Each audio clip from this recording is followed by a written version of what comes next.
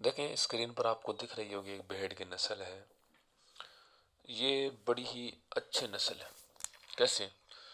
इस नस्ल को बोला जाता है, या तो बोल सकते हैं शेखावाटी नस्ल, या चोकला बोल सकते हैं, या इसका एक नाम और भी आता है छापर। ठीक है ना, इसको क्या बोला जाता है? चोकला भी बोला जाता है। क्या बोला जाता है इसको? चोकला। याद रखें। और इसे भारत की मेरिनो कहते हैं। इसे क्या कहते हैं? भारत की मेरिनो। याद रखेंगे, इसे क्या कहते हैं? भारत की मेरिनो।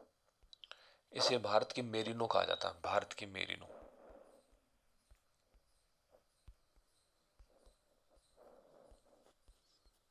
मेरिनो।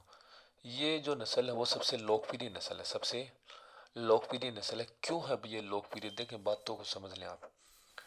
इस नस्ल को मूल स्थान स्पेन है। इसका मूल स्थान कौन सा है? इसका स्पेन। और स्पेन से पूरे विश्व के अंदर पहुंच गई है।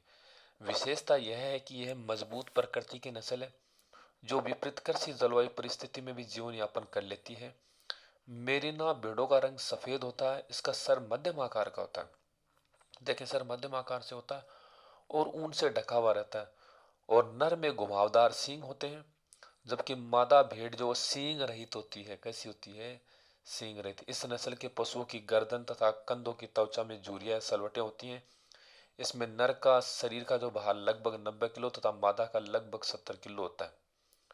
ठीक है, इस बात को याद। अब उपयोगिता भाई, इस नस्ल की लोकप्रियता क्यों है? इस नस्ल को लोग मानते क्यों हैं, ज्यादा क्यों पालते हैं?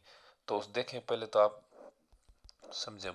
देखें, आपको डायग्राम देखने से पता चल रहा होगा इसके ऊपर ऊन कितनी ज्यादा है।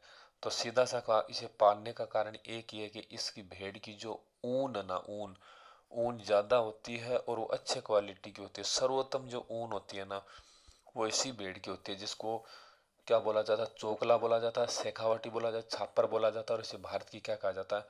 मेरिनो कहा जाता है। यह नस्ल अच्छे मूल इससे ऊन प्राप्त हो। भारत सहित कई देशों में इसके संकरण ले जाए गए हैं। समझ में आ रही है बात? भारत सहित यानी भारत के अंदर तो है ही, और भी देशों के अंदर इसके कई प्रकार के क्या मिले हैं? संकरण काम में लिए जा रहे हैं। ठीक है ना, याद रखें। ये होती है चोकला भेड़, जिसे भारत की क्या कहा जाता है? मेरिनो कहा जाती है। परीक्षा की दृष्टि से बड़ी इंपॉर्टेंट है।